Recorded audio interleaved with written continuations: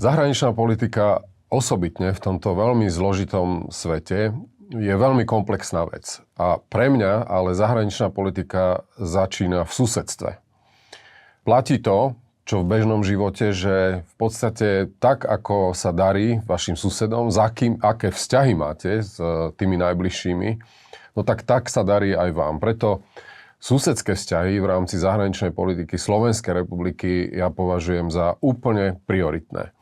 Mimochodom, to, ako dôležité je susedstvo, sa dá vidieť aj na vojne Ruskej federácie voči Ukrajine, pretože tá vojna je vedená z rôznych dôvodov, ale jeden z hlavných je to, že si Ruská federácia nevie vo svojom susedstve predstaviť slobodnú, suverénnu krajinu, ktorá sa rozhoduje, kde chce patriť. Aj tu vidíte, aký obrovský význam je susedstva. No a pre Slovensko dnes bohužiaľ platí to, že vláda Slovenskej republiky podceňuje vzťahy s najbližšími susedmi. A čo je najhoršie, vlastne tí najbližší, takmer všetci naši susedia prestávajú Slovensku rozumieť. Toto je veľmi zlé a svedčí to naozaj o hrubom podcenení susedských vzťahov v rámci našej zahraničnej politiky. V akom stave sú teda vzťahy Slovenskej republiky s najbližšími susedmi? Začníme v Českej republike. Je to pre Slovensko samozrejme ten najbližší partner. Dovolím si povedať, že asi v celej Európe neexistuje takýto typ partnerstva a susedstva, ako je medzi Slovenskom a Českou republikou. A samozrejme je to dané tým, že sme prežili dlhé obdobie spolu v jednom štáte. Preto je úplne prirodzené, že spomedzi všetkých susedov majú naše vzťahy s Českou republikou pre Slovensko najväčší význam. No a zvykli sme si za viac ako 30 rokov po rozdelení Československa, že tie vzťahy boli dobré, sú to vzťahy najbližších partnerov a spojencov, ale musím samozrejme priznať, že za tých 30 rokov sme videli aj, že boli problémy a boli obdobia, v ktorých si nerozumieme. No a práve v takomto období sa nachádzame dnes a chcem povedať, že to je zodpovednosť slovenskej vlády. To nie je o tom, že ja sa zastávam Českej republiky, ale kritizujem postoj Slovenska, ktorý vyústil do toho, že napríklad Česká republika na vládnej úrovni zmrazila vzájomné konzultácie, ktoré sú pravidelnou súčasťou našich vzťahov. No a je to preto, lebo Slovensko urobilo zásadnú otočku v zahraničnej politike a naši priatelia v Prahe si kladú otázku, že čo to znamená pre nich, pre bezpečnosť Českej republiky, keď vidia, že Slovenská republika v mnohých otázkach, ale už o to viac v tej kľúčovej otázke Ukrajiny, vlastne rozpráva takým s tým jazykom ako v Moskve. No tak to je pre Českú republiku zásadný dôvod na to, aby prehodnotila tieto vzťahy. Ale chcem povedať to, že v Progresívnom Slovensku aj dnes máme kontakty do Prahy, kde vysvetľujeme, že na Slovensku je alternatíva a urobíme všetko preto, aby tieto kľúčové vzťahy pre Slovensko s najbližším susedom, s Českou republikou, boli opravené. Pozrime sa k nášmu ďalšiemu susedovi, k Rakúsku. Rakúsko má novú, treba povedať, proeurópsku vládu. Rakúsko je významný partner Slovenska, sme spoločne členmi Európskej únie a stále Rakúsko spomedzi všetkých susedov, ktorých máme, je krajina, ktorú máme dobiehať najviac. Sú tam obrovské možnosti spolupráce, ale aj tu platí, že slovenská vláda v súčasnosti aspoň neevidujem žiadnu iniciatívu, ktorá by smerovala k novej rakúskej vláde. Rakúsko mimochodom je aj súčasťou dôležitého regionálneho formátu, tzv. Slavkorského formátu s Českou republikou, kde sú obrovské možnosti spolupráce pri infraštruktúre, pri mnohých ďalších projektoch. Takže toto je ďalšia z nevyužitých príležitostí, kedy Slovensko nerobí to, čo by malo robiť voči tak dôležitému susedovi, ako je Rakúsko. Ako je to dnes s našimi vzťahmi, s našim južným susedom, s Maďarskom? Samozrejme, že to je vzťah, ktorý je citlivý. Takisto kvôli mnohým otázkam z minulosti. Ale keď sa pozrieme do prítomnosti, lebo o to nám dnes musí ísť, tak je úplne zrejme, že spomedzi všetkých susedov, ktorých Slovenská republika má, sme vlastne najbližším spojencom s Maďarskom. A dnes to znamená, že sme sa vlastne pridali ku krajine, ktorá je v Európskej únii aj v aliancii izolovaná, ktorá sa začala ešte oveľa skôr ako Slovensko vyčleňovať svojim proruským postojom a Jednoducho dnes tvoríme s Maďarskom tandem, ktorý znútra Európskej únie narúša tak dôležitú jednotu, aby sme boli oveľa väčším hráčom vo svete. Pre mňa je bohužiaľ tento tandem dnes niečím, čo Slovenskej republike bohužiaľ škodí a je naozaj problém pre slovenskú susedskú politiku, že jediný spojenec je práve tá krajina, ktorá je v Európe izolovaná. Takže toto je ďalší krok, ktorý je veľmi kritický a ktorý ja vidím negatívne v rámci našej susedskej politiky.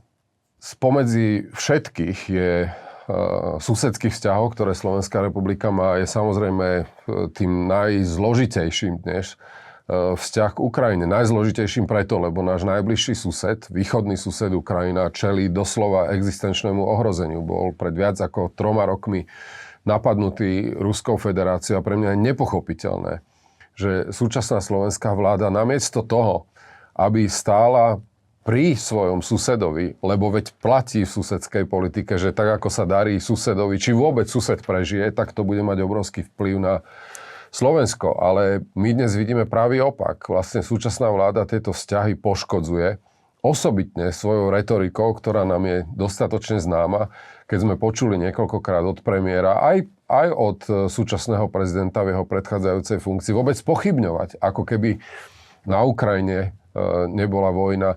Veľmi často počujeme úplne nepriateľné konštatovania zo strany slovenských predstaviteľov, že Ukrajina vlastne nie je suverénny štát a pritom platí, že existencia Ukrajiny nezávislej a suverénnej je úplne kľúčová pre bezpečnostné záujmy Slovenska. A to ďalšie hlboké poškodenie vzťahov s Ukrajinou sa premietne bohužiaľ aj do budúcnosti, lebo jedného dňa, verme všetci, bude na Ukrajine udržateľný a spravodlivý mier, ale potom táto krajina bude musieť prejsť zásadnou obnovou a rekonštrukciou.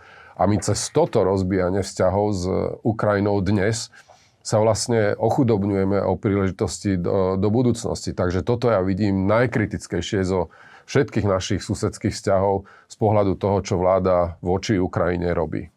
Náš severný sused Poľsko je dnes krajinou, ktorá hrá doslova v najvyššej európskej lige. Je to krajina, ktorej sa veľmi darí ekonomicky, je tam obrovský rast. Keď prídete do Poľska, tak vidíte, že tá krajina sa hýbe dopredu a mení sa. No a to sa prejavuje samozrejme aj na váhe Poľska v medzinárodných vzťahoch, osobitne v Európe, ale aj v transatlantických vzťahoch, kde vieme veľmi dobre, že Poľsko hrá veľmi dôležitú úlohu aj vo vzťahu k Spojeným štátom. Pre mňa sú to všetko dostatočné dôvody na to, aby sme sa doslova Poľska držali. Je slovenským záujmom mať čo najlepšie vzťahy s týmto severným susedom, ktorý je takto vplyvný. Slovenským záujmom je samozrejme aj to, aby sa aspoň v nejakej forme udržala pri živote V4, lebo to je cesta, ako Poľsko udržať v strednej Európe. Ja som nedávno bol vo Varšave a je úplne zrejme, že Varšava s ohľadom na to, aké postoje zaujíma Slovensko a Maďarsko, sa začalo orientovať na krajiny či už pobaltské alebo severské. Je to tak trochu akoby odchod Poľska zo strednej Európy, čo je veľmi zlá správa pre Slovensko. A posledná vec, ktorá je určujúca pre poľské vzťahy s najbližšími susedmi, je to, že Poliaci delia krajiny na dve skupiny. Do tej prvej radia tých, ktorí rozumejú, čo znamená ruská hrozba, čo znamená ruská agresia voči Ukrajine a s ktorými si toto vysvetľovať nemusia. No a tá druhá je, ktorí to nechápu. A teraz samozrejme vieme, že bohužiaľ Slovensko a Maďarsko patria do tej druhej skupiny. Takže je úplne kľúčové pre Slovensko, aby bolo Poľsko naozaj krajinou, ktorá pozerá nielen na sever, lebo tá situácia ho do toho núti, ale aby zostalo veľmi aktívne v strednej Európe, lebo Poľsko má aj veľmi významné väzby na ďalších dôležitých európskych hráčov. A teda čím lepšie vzťahy budú Poľska s Francúzskom, napríklad s Nemeckom, s Britániou, tým väčší vplyv Poľska, tým väčší záujem aj Slovenskej republiky, aby sme tento vplyv Poľska využili aj pre slovenské vzťahy.